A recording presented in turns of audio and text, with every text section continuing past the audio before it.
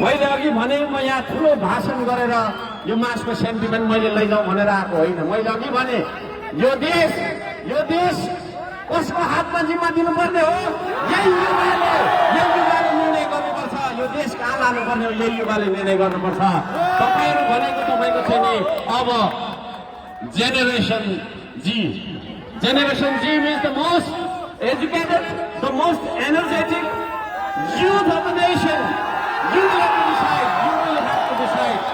म तपाईँहरू सँगै छु भन्नलाई आएको हो। यहाँ सबैको आन्दोलनको यो सक्रियता, यो साहसप्रति हार्दिक नमन व्यक्त गर्दै मेरो दुई शब्द यही राख्दछु। नमस्कार छ। जय देश, जय नेपाल।